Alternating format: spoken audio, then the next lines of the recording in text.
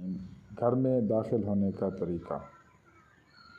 ایک صحابی رسول نبی اکرم صلی اللہ علیہ وسلم کے پاس آتے ہیں اور اپنے تنگ دستی اور اپنے گھر کے حالات کا تذکرہ کرتے ہیں اور کہتے ہیں اللہ کے نبی تنگ دستی ہے، حالات بہت خراب ہیں، تو کوئی ایسا عمل بتائیں جس کی وجہ سے مجھے رزق ملے اور مجھے وسعتیں ملیں۔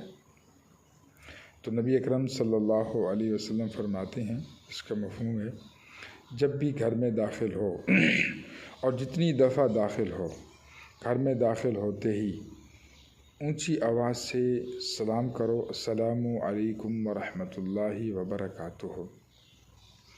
اور نمبر 2، سلام کرنے کے بعد مجھ پر جو بھی آسان لگے وہ درود شریف پڑھو۔ نمبر 3 فرمایا سورۃ اخلاص پڑھو۔ اور پھر یہ بھی ہے کہ فرمایا کہ پھر مجھے آ کے کچھ دنوں کے بعد اپنے گھر کی کارگزاری سناؤ۔ وہ صحابی رسول کہتے ہیں کہ میں جب بھی گھر میں داخل ہوتا تو یہی عمل کرتا۔ اس کی برکت سے اللہ نے اتنی وسعتیں دیں، اتنی ترقیاں دیں کہ میری وہ تنگ دستی دور ہو گئی اور میری جو حالات اور مشکلات تھیں اللہ تعالیٰ نے آسانی سے بدل دیں۔ تو کیونکہ نبی اکرم صلی اللہ علیہ وسلم کے اعمال میں برکتیں ہیں، رحمتیں ہیں، نورانی عمل ہیں، بڑی طاقتیں ہیں، اس لیے ہم بھی نیت کر لیں کہ جب بھی گھر میں داخل ہوں تو یہ 3 عمل ضرور کریں، سلام اونچی آواز سے، درود پاک اور سورۃ اخلاص۔